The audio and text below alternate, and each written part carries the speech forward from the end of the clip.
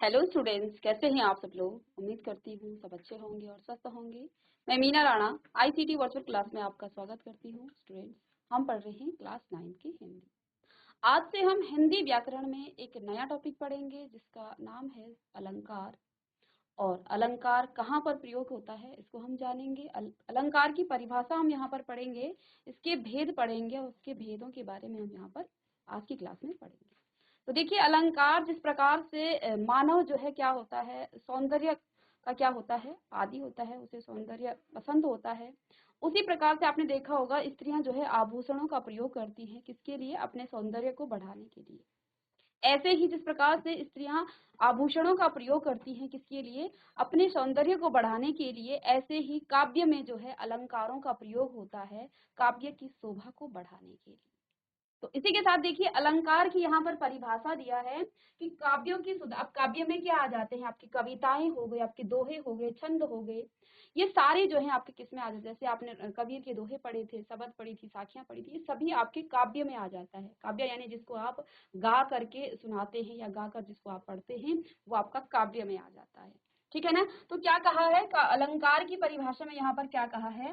काव्यों की सुंदरता बढ़ाने वाले यंत्रों को ही अलंकार कहते हैं। जिस प्रकार मनुष्य अपनी सुंदरता बढ़ाने के लिए विभिन्न आभूषणों का प्रयोग करते हैं, उसी तरह काव्यों की सुंदरता बढ़ाने के लिए अलंकारों का उपयोग किया जाता है। जैसे मनुष्य क्या करता है, अपनी सुंदरता को बढ़ाने के लिए अलग अलग प्रकार के आभूषणों का प्रयोग करता है, ऐसे ही काव्यों की सुंदरता अर्थात काव्यों की जो शोभा है उसको बढ़ाने के लिए हम अलंकारों के क्या करते हैं? प्रयोग करते हैं। ठीक है? उसी तरह काव्यों की सुंदरता बढ़ाने के लिए अलंकारों का प्रयोग किया जाता है। ठीक है? अब आगे देखिए, यहाँ पर अलन अर्थात भूषण, कर अर्थात सुसज्जित करने वाला। तो यहाँ पर अतः काव्यों को शब्दों व दूसरे तत्वों की मदद से जो है सुसज्जित करने वाला अलंकार कहलाता है। तो इसको भी आप लिख सकते हैं, अलंक का मतलब क्या होता है? भूषण। और कर का मतलब क्या हो जाता है? सुसज्जित करने वाला। अर्थात काव्यों को शब्दों व दूसरे तत्वों के माध्यम से। अब देखिए, हमने तो मनुष्य तो आभूषणों से क्या करता है? अपना श्रृंगार करता है। अब काव्यों की जो श्रृंगार है वो किससे होगा? वो शब्दों के द्वारा होगा या किसी और तत्वों की मदद से होगा, वो हम आगे पढ़ेंगे किन किन चीजों से होगा। लेकिन शब्दों से ही हम उसका क्या करते हैं? अलंकार, उसको क्या करते हैं? अलंकार को सुसज्जित करते हैं। तो ऐसे ही यहाँ पर काव्यों को शब्दों व दूसरे तत्वों के आधार, अब दूसरे तत्वों में यहाँ पर अर्थों के आधार पर हो सकता है। ठीक है? आगे हम इसको पढ़ने वाले हैं कि मदद से सुसज्जित करने वाला ही अलंकार कहलाता है। ठीक है ना? जब हम काव्यों को क्या करते हैं, उसमें थोड़ा अच्छे शब्दों का प्रयोग करके उसको अलंकृत करते हैं, तो वो जो है आपका अलंकार कहलाता है। आगे देखिए, इसकी आप परिभाषा लिख लेंगे कि काव्यों को शब्दों व दूसरे तत्वों की मदद से सुसज्जित करने वाला जो ही अलंकार कहलाता है। परिभाषा लिख लेंगे या ऊपर से भी आप लिख सकते हैं कि काव्यों की सुंदरता बढ़ाने वाले यंत्रों को ही अलंकार कहा जाता है। जिस प्रकार से मनुष्य जो है अपनी सुंदरता को बढ़ाने के लिए आभूषणों का प्रयोग करता है, वैसे ही काव्यों की सुंदरता को बढ़ाने के लिए भी अलंकारों का उपयोग किया जाता है। अब आगे देखिए, अलंकार का शाब्दिक अर्थ क्या है? अलंकार का शाब्दिक अर्थ होता है आभूषण। अलंकार का मतलब क्या है? आभूषण से है। ठीक है? अब आभूषण यहाँ पर गहने नहीं होंगे, आभूषण यहाँ पर आपके शब्दों से हम उस काव्य को क्या करते हैं? सुसज्जित करते हैं। ठीक है? आप इसकी परिभाषा लिख लेंगे और अलंकार का शाब्दिक अर्थ आभूषण, इसे आप लिख लेंगे। अब आगे देखिए, मनुष्य सौंदर्य प्रेमी है। मनुष्य को जो है सौंदर्य यानी कि सुंदरता, उससे वो प्रेम करता है। ठीक है ना? कोई भी प्रिय चीज आप देखते हैं, चाहे आप किसी बच्चे को देखते हैं, छोटा सा बोलते हैं कितना अच्छा, कितना प्यारा बच्चा है, तो सौंदर्य जो है मनुष्य को प्रिय, वो अपनी तरफ जो है आकर्षित करता है। ठीक है?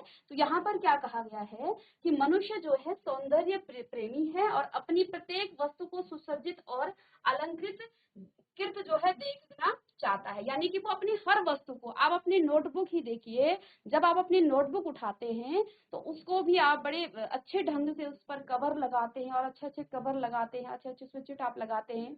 और फिर जब बच्चों को, जब छोटे क्लासेस में आप देखा होगा आपने, तो आपस में भी आप कहते देखो मेरी नोटबुक कितनी सुंदर लग रही है, या मैंने इस पे इतना सुंदर सा चिट लगा दिया है।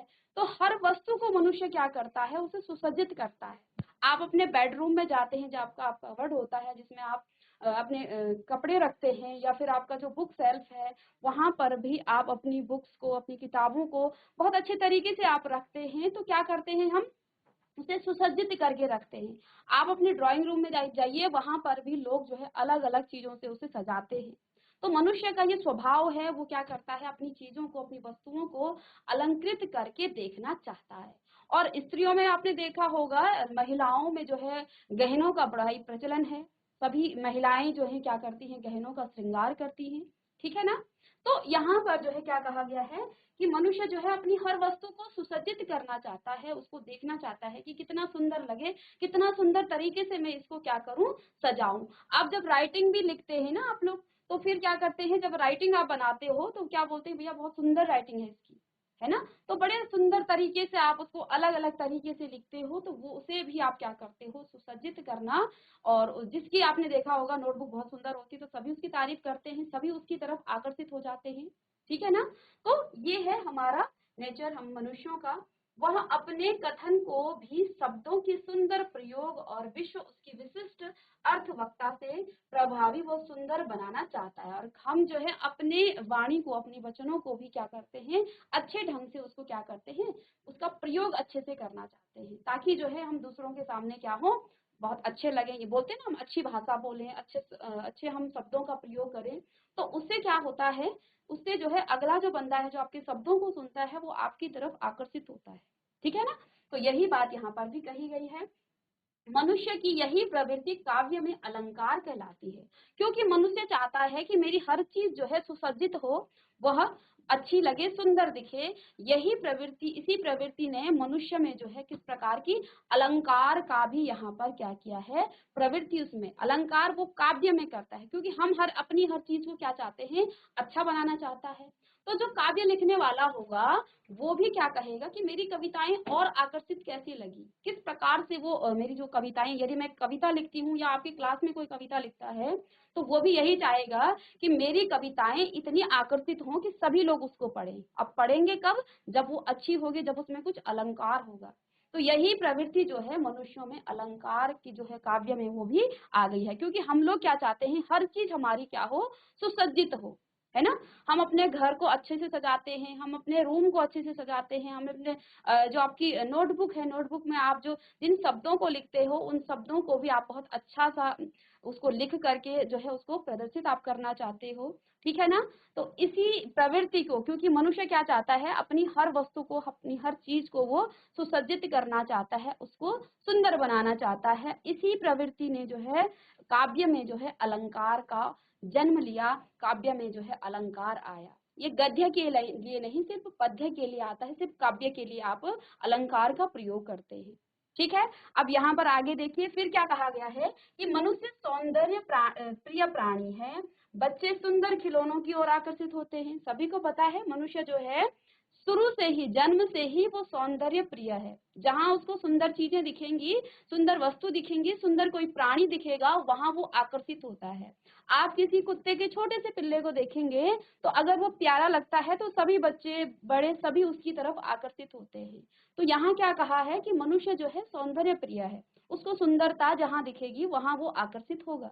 तो इसलिए जो है बच्चे जो है, छोटे बच्चे जो होते हैं ना, वो खिलौनों की तरफ आकर्षित हो जाते हैं, है ना। आपने छोटे छोटे बच्चे देखे होंगे, आप उनके लिए खिलौने लेके जाते हो, तो वो उस खिलौने की तरफ आकर्षित हो जाता है, ठीक है। युवक युवतियों के सौंदर्य पर जो है मुग्ध होते हैं, और प्रकृति के सुंदर दृश्य सभी को अपनी ओर आकर्षित करते हैं। और प्रकृति का जो नजारा होता है, वो सभी को क्या हो जाता है, सभी उसकी तरफ जो है आकर्षित होते रहते हैं।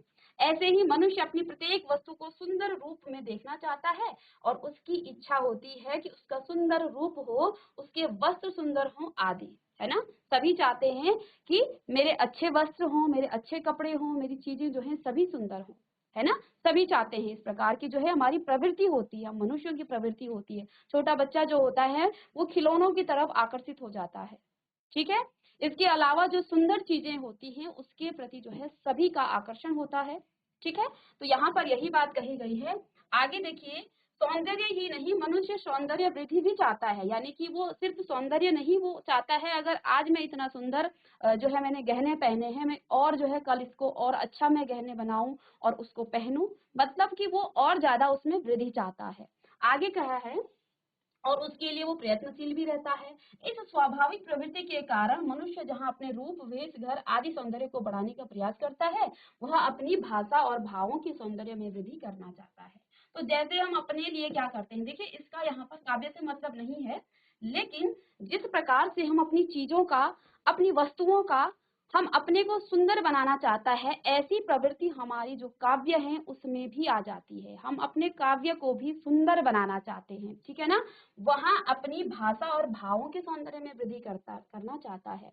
हम अपनी भाषा में जो है क्या करते हैं, वृद्धि करते हैं और उसमें नए नए शब्दों को हम जोड़ते हैं, और कुछ इस प्रकार के शब्दों का भी कई बार हम जो है मुहावरे बोल देते हैं, कुछ इस प्रकार के शब्द बोल देते हैं, लोकोक्तियां हम बोल देते हैं, तो वो सौंदर्य ही तो है ना। हम उसको जो है आकर्षित बनाना चाह रहा है, अपने भाषा को हम क्या कर रहे हैं, आकर्षित बनाना चाह रहे हैं, ठीक है ना। तो यही चीजें हैं यहाँ पर। उस सौंदर्य की वृद्धि के लिए जो साधन अपनाए गए हैं उन्हें ही हम अलंकार कहते हैं, और उस भावों और विचारों को प्रदर्शित करने के लिए हम जिन साधनों का प्रयोग करते हैं वही आपकी क्या है, आपका अलंकार है। उसकी रचना में सौंदर्य को बढ़ाया जा सकता है और पैदा नहीं किया जा सकता है, ठीक है ना। तो क्या कहा है, अलंकार से हम क्या करते हैं, सौंदर्य को बढ़ाते हैं, ठीक है। यहाँ पर एक संस्कृत में एक यहाँ पर क्या लिखा है, काव्य शोभा कारानम धर्मा धर्मान अलंकारान प्रचक्षते, ठीक है। अर्थात वह कारक जो काव्य की शोभा बढ़ाते हैं अलंकार कहलाते हैं, और अलंकारों के भेद उपभेद की संख्या काव्य शास्त्रों के अनुसार सैकड़ों हैं। लेकिन यहाँ पर आपका अलंकार कौन कौन से हैं वो हम यहाँ पर सिलेबस के अकॉर्डिंग पढ़ेंगे। तो देखिए यहाँ पर अलंकार का महत्व क्या है, इसके बारे में जरा सा हम देखते हैं क्या क्या महत्व है। तो देखिए अलंकार शोभा बढ़ाने के साधन हैं, और काव्य रचना में रस पहले होना चाहिए, उस रसमयी रचना की शोभा बढ़ाई जा सकती है अलंकारों के द्वारा। जिस प्रकार से कोई मनुष्य है, आप देखिए किसी मृत मनुष्य पर आप आभूषण पहना लीजिए तो क्या वो शोभा देगा। आप किसी मृत डेड बॉडी पर आप बहुत सारे आभूषण आप लगा लीजिए, क्या वो शोभा देगा, नहीं। ऐसे ही यदि काव्य रचना में कोई शोभा नहीं, उसमें रस नहीं है, तो अलंकार भी जो है उसकी शोभा नहीं बढ़ा सकता है। इसलिए काव्य में पहले रस होना चाहिए, और जब रस होगा तो आप अलंकार द्वारा उसकी शोभा को और आगे बढ़ा सकते हैं। जिस प्रकार से यदि मनुष्य जीवित है, जीवित मनुष्य पर यदि आप क्या कर दें, आभूषणों का प्रयोग करें तो वो सुंदर ही लगेगा, ठीक है। किसी जीवित स्त्री पर आप क्या कर दें, बहुत सारे आभूषण पहना दें तो वो बहुत सुंदर लगेगी, और वही स्त्री अगर किसी मरी हुई स्त्री पर आप क्या कर दें, आभूषण लगा दें, तो वो जो है सुंदर नहीं लगेगा। यही ऐसा ही जो है काव्य में भी है, अगर काव्य में रस है तो अलंकार उसकी शोभा को बढ़ाएगा, और रस ही नहीं है तो अलंकार भी जो है उसकी शोभा नहीं बढ़ा सकता है। यही यहाँ पर कहा है, अलंकार शोभा बढ़ाने के साधन है, काव्य रचना में रस पहले होना चाहिए, यानी कि रस पहले से होना चाहिए। ऐसा नहीं है कि कोई ऐसी काव्य रचना है जिसमें रस ही ना हो और हम उसमें अलंकार जोड़े, तो रस, बिना रस के अलंकार कैसे हो जाएगा। जैसे यदि मनुष्य के शरीर में जो है यदि प्राण ही ना हो तो हम उसमें कितने भी आभूषण पहना दें तो वो जो आभूषण है वो भी मृत के समान लगते हैं, वो उसकी शोभा नहीं बढ़ाता है। क्योंकि हमें चाहिए पहले मनुष्य में, किसी भी स्त्री में आप आभूषण बहुत सारे पहना दें और उसमें प्राण ही ना हो, तो फिर आप उन आभूषणों को नहीं देखते हैं, फिर आप उसके रस को देखेंगे, अर्थात उसके में जो प्राण है उसको देखेंगे, ठीक है। तो ऐसे ही क्या कहा गया है कि अलंकार शोभा बढ़ाने के साधन तो हैं, लेकिन काव्य रचना में रस पहले से ही होना चाहिए, ठीक है। उस रसमयी रचना की शोभा बढ़ाई जा सकती है अलंकारों के द्वारा, ठीक है। अर्थात काव्य में रस होना चाहिए, तभी अलंकारों का भी यहाँ पर महत्व होगा। तो जिस रचना में रस नहीं होता है उसमें अलंकारों का प्रयोग उसी प्रकार व्यर्थ है, जैसे निष्प्राण शरीर में जो है आभूषण है तो वैसे ही यहाँ पर मैंने उदाहरण पहले ही दे दिया है कि जिस काव्य में रस ही नहीं है उसमें आप अलंकार का प्रयोग उसी प्रकार से करेंगे जैसे कि कोई निष्प्राण, निष्प्राण यानी कि कोई मृत शरीर में आप बहुत सारे आभूषण लगा दें तो क्या वो शोभा देंगे? वो आपको शोभा देंगे? वो जो है आपको बिल्कुल भी शोभा नहीं देंगे। तो ऐसे ही यहाँ पर कहा गया है कि अलंकारों का प्रयोग तब होता है जब काव्य में रस हो, और जब रस होगा तो अलंकार भी शोभा देगा। अगर शरीर में प्राण है तो हम आभूषणों का प्रयोग करके सुंदर तो लगेंगे, लेकिन हमारी प्राण शरीर में प्राण ही न हो, हम निष्प्राण हैं अर्थात हम मृत शैया में हैं, तो फिर जो है आप उसमें चाहे कितने भी आभूषण पहना दें उसका कोई अर्थ नहीं निकलेगा। ऐसे ही यहाँ पर कहा गया है। काव्य में जो है अलंकारों का प्रयोग प्रयास पूर्वक नहीं होना चाहिए, ऐसा होने पर वह काया पर भार स्वरूप प्रतीत होने लगते, अर्थात कि वो शोभा भी देना चाहिए वहां पर अलंकार, और उसमें काव्य की शोभा बढ़ाने की अपेक्षा घटती है।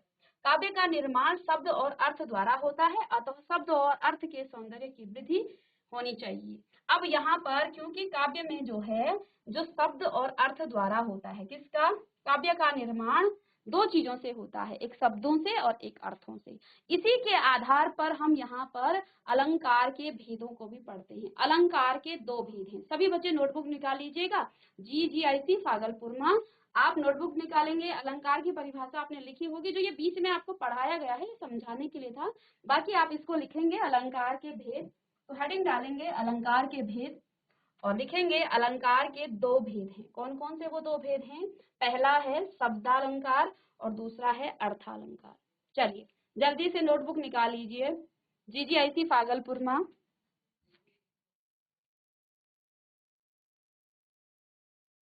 और GIC 84 आप भी नोटबुक निकालिए और लिख लीजिए जल्दी से। बहुत ज्यादा आपको नहीं लिखाना है, जितना लिखने को कहा जाए उतना आप लिखिएगा, बाकी आप समझ लीजिएगा, ठीक है? चलिए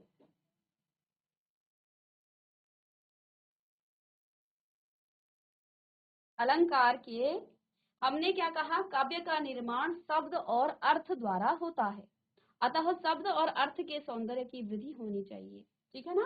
तो शब्दालंकार का मतलब क्या है? आप शब्दों में सौंदर्य बढ़ाएंगे और अर्थालंकार यानी कि उसके अर्थ में सौंदर्य बढ़ेगा, ठीक है ना, अलंकार से। तो जल्दी इसे लिख लीजिएगा। चलिए जब आप लिख लें तो इस हैंड रेज करेंगे ताकि पता चल जाए आपने लिख लिया है। चलिए बहुत अच्छे, आगे करते हैं। देखिए यहाँ पर हमने क्या कहा? अलंकार के दो भेद हैं।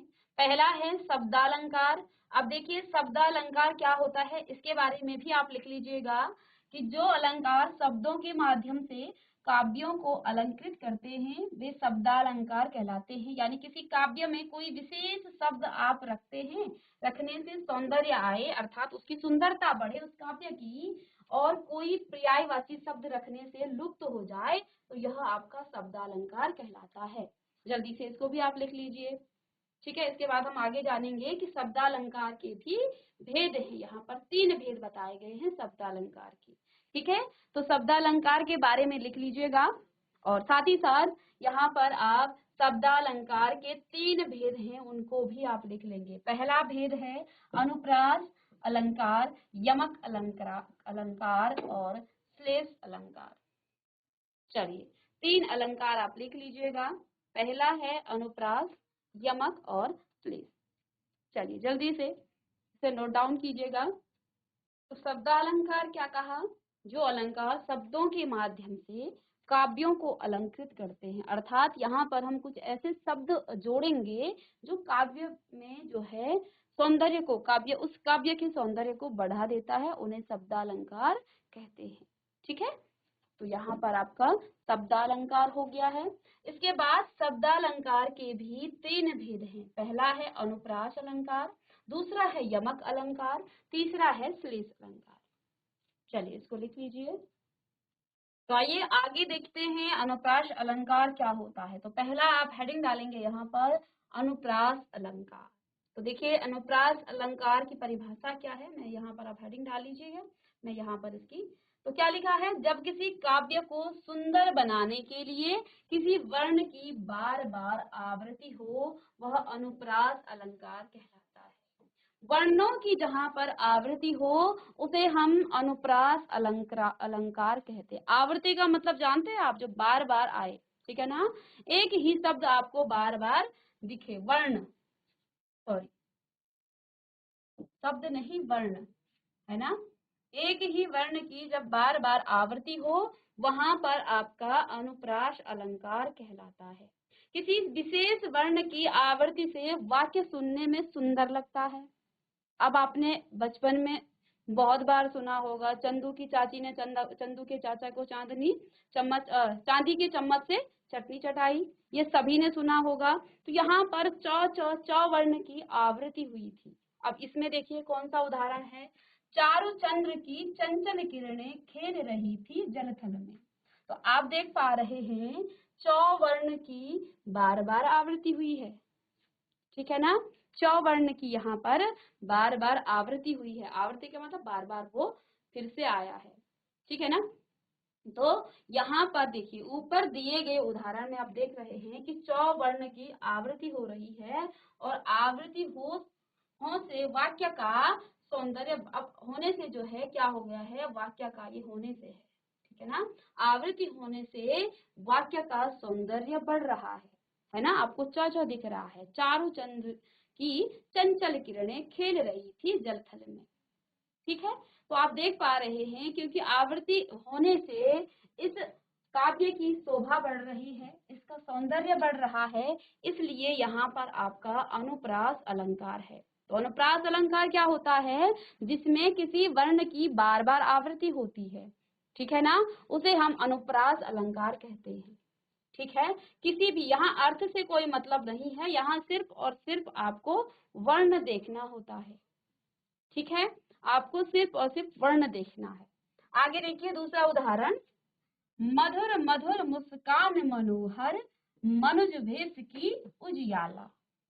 क्या लिखा है, मधुर मधुर मुस्कान मनोहर मनुज वेश की उजियाला। अब यहाँ पर भी आपको दिख रहा है मो और म कितनी बार आ गया है, 1 2 3 4 और 5 बार यहाँ पर मो वर्ण की आवृत्ति हुई है। अब आप जो है पहले तो आप इसे लिख लीजिएगा कि अनुप्रास अलंकार, यहाँ आप हेडिंग डालेंगे अनुप्रास अलंकार, ऊपर था इसमें, तो मैं यहाँ भी आपको लिख करके दिखा देती हूँ।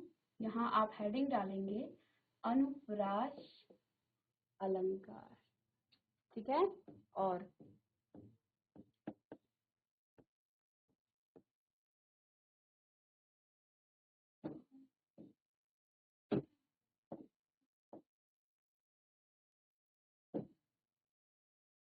अनुप्रास अलंकार, तो हेडिंग डालेंगे अनुप्रास अलंकार, और इसकी आप यहाँ परिभाषा लिख लीजिएगा। किसी वाक्य की सुंदरता बढ़ाने के लिए किसी वर्ण की आवृत्ति बार बार हो वह अनुप्रास अलंकार आपका कहलाता है।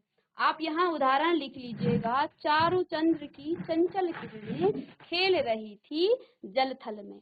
तो पहला उदाहरण है, और यहाँ आपने देखा कि च वर्ण की आवृत्ति हुई है, शब्द की आवृत्ति नहीं कहा है हमने वर्ण की आवृत्ति कहा है।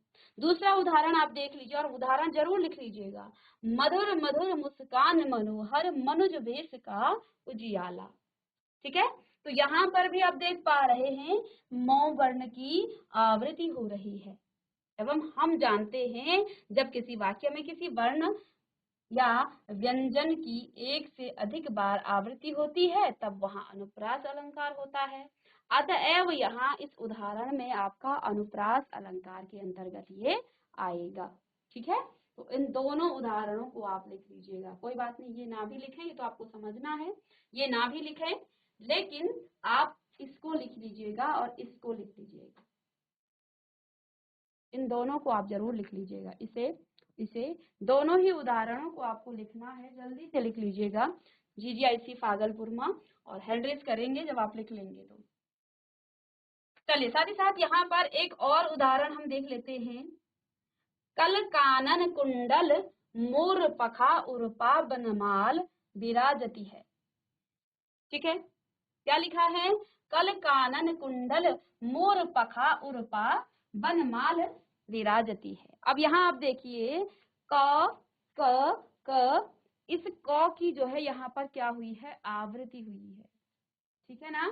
तो क्या लिखा है कि 3 शब्दों में जो है क वर्ण की आवृत्ति हो रही है, और हम जानते हैं कि वाक्यों में किसी वर्ण या व्यंजन की एक से अधिक बार जब आवृत्ति होती है तो वहां पर आपका फिर से क्या हो जाता है, अनुप्रास अलंकार। अब देखिए यहाँ पर इसको ना भी लिखें, लेकिन उदाहरण को आप जरूर लिख लीजिए, ठीक है। जो ये काव्य है इस काव्य को जरूर लिख लीजिएगा। आगे एक और उदाहरण है, इसमें बहुत सारे उदाहरण आपको दिए हैं ताकि आपको बहुत अच्छे से समझ में आए। तो आगे देखिए क्या लिखा है, कालिंदी कुल कदम्ब की डरनी, ठीक है।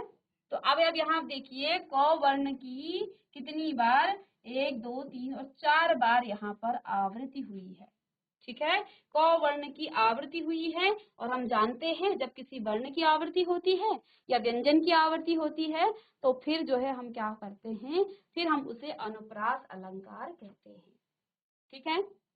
चलिए इसको भी आप लिख लेंगे, कालिंदी कुल कदम्ब की डरनी।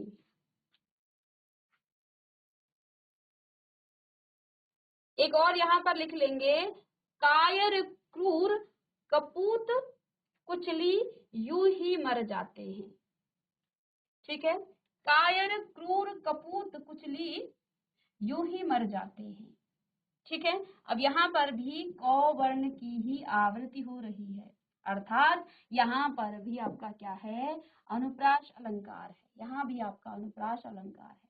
तो सभी उदाहरणों को आप लिख लें, ठीक है। और यहाँ हमने पहला जो अलंकार पढ़ा उसमें हमने अनुप्रास अलंकार की बात की कि अनुप्रास अलंकार जब किसी वर्ण की या किसी व्यंजन की हम क्या करते हैं, बार बार आवृत्ति करते हैं तो वहां आपका अनुप्रास अलंकार होता है, ठीक है। चलिए इसको आप नोट डाउन कीजिए। चलिए आगे बढ़े, हैंड रेज करेंगे आप लोग। यहाँ तक आपका हो गया है तो हैंड रेज कीजिएगा। भागलपुर माँ, बेटा आपका हो गया यहाँ तक, जीजीआईसी भागलपुर माँ, आपको आवाज आ रही है। Good morning ma'am. और वेरी गुड मॉर्निंग बेटा, क्या नाम है आपका? मैम फरा। फरा, good morning ma'am. Yes ma'am. Good morning बेटा, क्या नाम है आपका? मैम आवाज आ रही है। चलिए आपको समझ में आया? Yes ma'am. कौन सी क्लास के हो आप लोग, कौन सी क्लास के हो आप लोग? Ma'am 9th। 9th के। क्या पढ़ रहे हैं हम?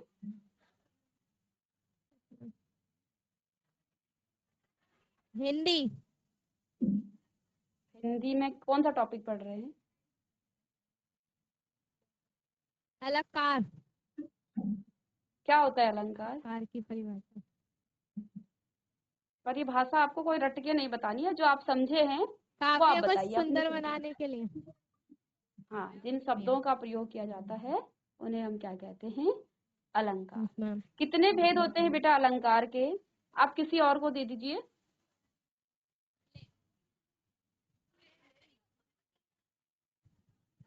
कोई और ले लीजिए माइक, बेटा ले लीजिए माइक, आप फ्रंट में बैठे हैं, माइक ले लीजिए। Good morning ma'am. मैम 2 होते हैं। कौन कौन से? मैम शब्दालंकार। मैम शब्दालंकार भेद और अर्थालंकार भेद। अच्छा, शब्दालंकार के कितने भेद बताए थे अभी यहाँ पर? मैम 3। कौन कौन से? अभी हम ये जो उदाहरण हमने बहुत सारे पढ़े, ये कौन से अलंकार के उदाहरण हैं? मैम अनुप्रांत अलंकार और अनुप्रास, यमक अलंकार और क्या था, और अशेष अलंकार। श्लेष, मैम क्या? श्लेष अलंकार। Yes ma'am sorry. चलिए अब अनुप्रास हमने पढ़ लिया, थोड़ा बहुत आप समझ गए होंगे, कोई बात नहीं, नहीं भी आया तो फिर से रिवाइज करेंगे, लेकिन आप थोड़ा सा बताइए अनुप्रास अलंकार क्या होता है, फिर हम आगे बढ़ते हैं। Yes ma'am. हाँ चलिए, जितना आपको समझ में आया है अपने शब्दों में, यहाँ आपको किसी शब्दों को रट के नहीं बताना है, आप अपने भाषा में अपने शब्दों में बताइए जैसा आपको समझ में आया, ठीक है। यार ये ले मानसी तू कर। Thank you ma'am. हाँ बोलो। हमने कहा अनुप्रास अलंकार क्या होता है, जी जी ऐसी भागलपुर में। चलिए, अनुप्रास अलंकार क्या होता है, कौन बताएगा, हैंड रेज कीजिए जिसको आता है। हमने इतने सारे उदाहरण आपको बताए और ज्यादा कठिन नहीं है, ये तो सबसे इजी है, इसको तो आप देखते ही पहचान लेते हैं अनुप्रास अलंकार को। चलिए, जी जी आईसी भटेलिया, चलिए आप माइक ले लीजिए, यहाँ से हैंड रेज हो रहे हैं, भागलपुरमा वालों आपको नहीं पता। चलिए कोई बात नहीं, आप नेक्स्ट क्लास में इसका आंसर देंगे। अनुप्रास अलंकार जिसमें किसी वर्ण की बार बार आवृत्ति होती है, ठीक है ना, जिसमें किसी वर्ण की बार बार आवृत्ति होती है, जैसे कि चारु चंद्र की चंचल किरणें खेल रही हैं जल थल में, तो आप देख पा रहे हैं चौवर्ण की यहाँ पर 3 बार आवृत्ति हुई है, अर्थात यहाँ पर अनुप्रास, क्योंकि अनुप्रास अलंकार क्या कहता है, किसी वर्ण की बार बार जब आवृत्ति हो वहां पर आपका अनुप्रास अलंकार कहला आता है, ठीक है ना। तो ये आपका अनुप्रास अलंकार कहलाएगा। इसके बाद दूसरा उदाहरण मैंने आपको लिखाया था, लिखने के लिए भी कहा था, आपने लिखा या नहीं आप देख लीजिएगा, इसको लिख लीजिएगा। मधुर मधुर मुस्कान मनोहर मनुज वेश का उजियाला, तो मौ वर्ण की यहाँ पर आप आवृत्ति देखिए। अब यहाँ आप मात्राओं को मत देखिए कि ये मौ लिखा है, ये मौ लिखा है, यहाँ मुंह लिखा है ना, आपको वर्ण देखना है सिर्फ, ठीक है ना। तो उस पर चाहे कोई सी भी मात्रा लगी हो उससे हमें नहीं मतलब, जैसे यहाँ च पर आ की मात्रा लगी है, यहाँ पर अंग की लगी है, तो इसको नहीं देखना है, हमने सिर्फ और सिर्फ वर्ण देखना है। वर्ण कौन सा है, च, इसमें भी वर्ण च है, इसमें भी च है, बस आपको वर्ण देखना है, और वर्ण बार बार आया है, उसकी आवृत्ति हुई है, तो इसलिए यहाँ पर अनुप्रास अलंकार होगा। ऐसे ही यहाँ पर भी मधुर मधुर मुस्कान मनोहर मनुज वेश का उजियाला, तो यहाँ मौ वर्ण की आवृत्ति हुई है, अर्थात यहाँ पर आपका अनुप्रास अलंकार है। कल कानन कुंडल मोर पखा उर्पा बनमाल विराजती है, तो यहाँ पर भी क वर्ण की बार बार आवृत्ति हुई है, ठीक है, अर्थात यहाँ पर भी आपका अनुप्रास अलंकार है। कालिंद कूल कदम्ब की डरनी, तो यहाँ पर भी आपका क वर्ण की यहाँ पर आवृत्ति हुई है, क वर्ण बार बार आया है। मैंने आपको फिर से बताऊं, आप ये कंफ्यूज मत होइए कि मैम यहाँ तो आपने का लिखा है, यहाँ तो का की आवृत्ति हुई है, यहाँ पर क पे ऊ की मात्रा है, यहाँ सिर्फ और सिर्फ क है। मात्राएं मत देखिए, सिर्फ और सिर्फ आप वर्ण देखिए, वर्ण पर ही मात्राएं लगती है ना, जिस वर्ण पर मात्राएं लगी हुई है उन मात्राओं को मत देखिए, आप सिर्फ और सिर्फ वर्ण देखिए। वर्ण क्या है, क है, क पर आ की मात्रा है, लगने दीजिए। वर्ण क्या है आपके पास, क है, यहाँ पर क है, क में ऊ की मात्रा लगी है, मात्राओं को नहीं देखना है, वर्ण क्या है, क है। ऐसे ही क है, तो यहाँ पर आपका क का ही क्या हो रही है, आवृत्ति हो रही है, ठीक है ना। कई बार लगता है कि ये तो का था, ये कू था और ये कौ था, हमें वर्ण देखना है, उस पर मात्रा चाहे किसी की भी लगी हो, ठीक है। तो अब तो आपको समझ में आ गया होगा, इसके आगे के जो भेद हैं उनको हम नेक्स्ट क्लास में पढ़ेंगे। तो मिलते हैं नेक्स्ट लेक्चर में, तब तक के लिए thank you and have a nice day.